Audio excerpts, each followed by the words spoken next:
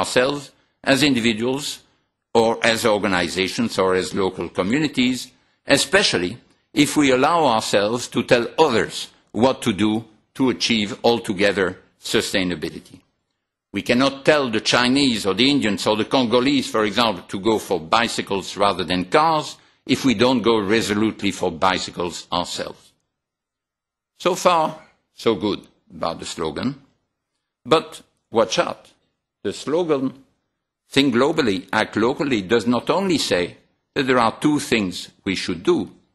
It also implies, or it strongly suggests, that there are two other things that we should not do, or at least that don't have the same importance. One of them is think locally. But a little bit of reflection will convince you, I'm sure, that it is no less important than acting locally. One example, very close to here, in the last 5 years, there has been a huge expansion in the use of bicycles in this very neighborhood of Brussels. Why? Main factor is the placing of 2 cycle tracks on either side of the Rue de la Loi, the street just in front of you, busy street. On the day of the inauguration, I met Neil Kinnock, then Vice President of the European Commission, with his 2 grandsons.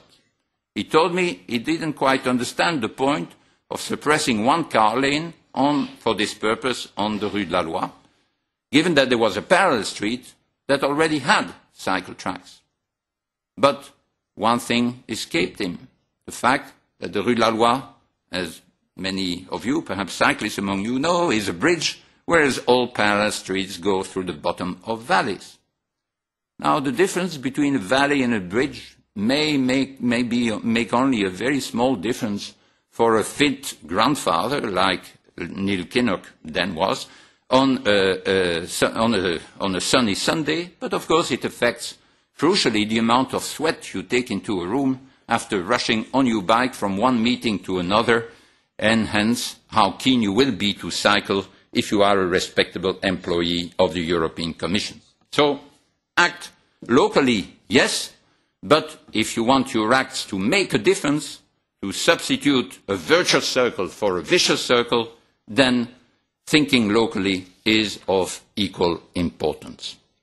This example is of local acting concerns a municipality, more precisely the mobility policy of the Brussels capital region. But it can also concern, that will lead to my last example, the functioning of the European Union as an organization. One example, often mentioned, concerns the ecologically costly commuting of the European Parliament between Brussels and Strasbourg. How can you pretend to preach sustainability to Europe and to the world if you perpetuate this useless back and forth that generates, according to this estimate by York University, whatever it's worth, that generates, according to that estimate, 20,000 tons of CO2, of additional CO2 per year. Symbols must not be treated lightly, and Strasbourg can remain the symbol of this remarkably intelligent and courageous initiatives taken in difficult circumstances by some exceptional French and German personalities, without which we wouldn't be here today. But there are less wasteful, ecologically and financially, less wasteful ways of honoring this symbol than the so-called travelling circus. For example, by letting all the major acts of the European Parliament happen in Strasbourg, such as the final ratification of treaties, if that ever happens, or the admission of new member states, if that happens. The reason why I mentioned this example, however, is that there is a more fundamental reason for ending this so-called travelling circus, which is connected to the last component dismissed in the ecological slogan and on which I want to finish. Act globally also doesn't feature in this slogan. And this is where the classic ecological slogan got it most profoundly wrong. namely by suggesting that the ability to act globally was unimportant. We need global institutions to handle global problems, and the European Union is of absolutely crucial importance in the history of mankind, both to handle problems that can only be handled at the level of the European Union, but also to foreshadow and experiment with the sort of institutions we shall need at the global level, partly for the sake of ecological sustainability, but even more for the sake of global justice.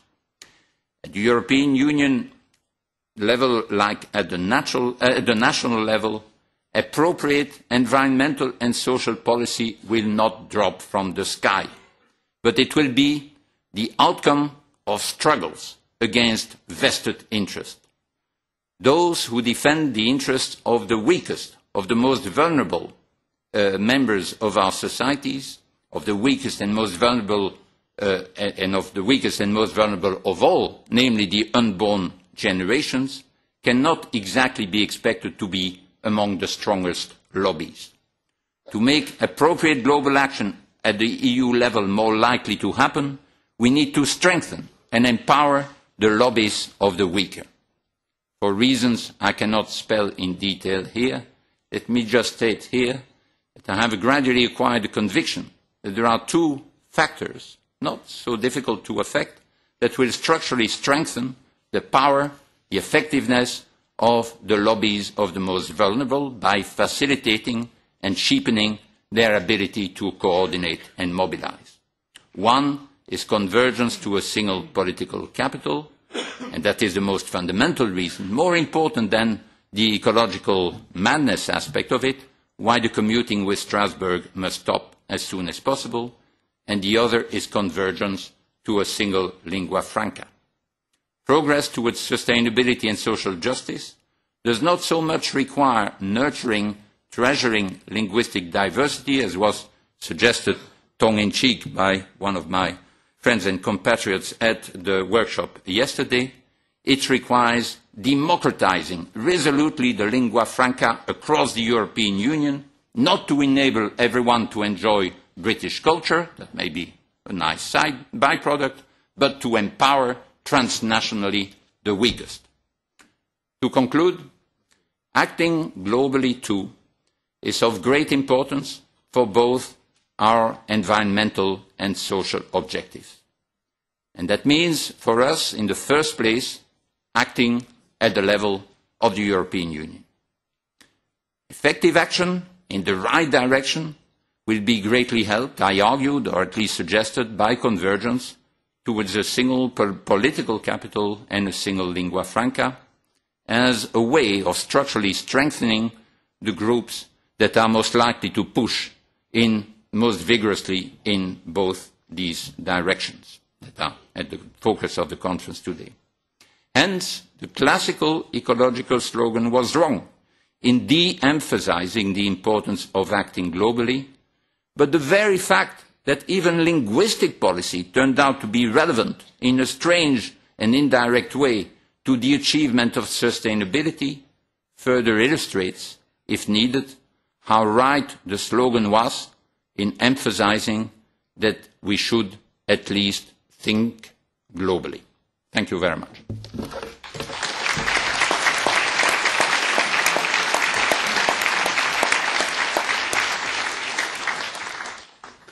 Thank you very much indeed for that. As one of the two parliamentarians that commissioned the report that looked at the ecological effects of two houses for Parliament, I'm very pleased you mentioned that. I think your conclusions, however, may be a forum for debate during the rest of the day, not least on the linguistic side. I mean, I know that speaking